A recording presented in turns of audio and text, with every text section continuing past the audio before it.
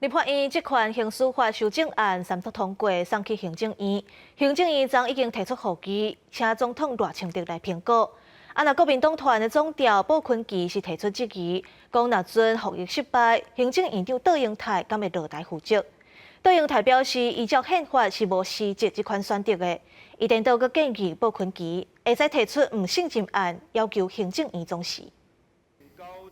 国会这款法案，行政院初六提出复议，已经送到总统府。赖清德协考了后，就会移送立法院复议。不过，国民党团总调鲍坤基是质疑，若是复议失败，行政长杜英泰敢要负政治责任落台咧？杜英泰切切完有回应。依照新修订的宪法增修条文第3条第2项第2款的规定，行政院长没有辞职的选项。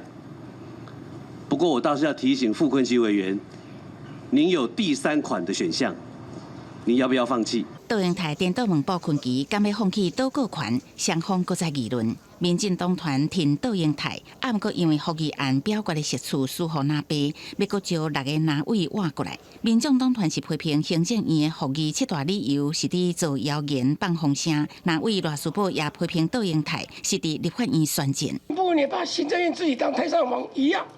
这个立法院通过的案子，怎么会行政院在旁边指指点点呢？向立法院宣战。现在起义来归，最好的途径就是复议案。我们需要六勇士，我们欢迎他提复议案，解散国会，大家全面改选。由我们的行政院院长卓荣泰在行政院院会当中带头造谣。 国昌批评行政院复议理由是假消息，不过杜英泰嘛呛讲，谁的公信度较强，由社会来公断。因为复议案调影看法无同，无排除爱请杜英泰到立法院说明。推测上紧的表决时间点会伫18立法院会中来进行。记者综合报道。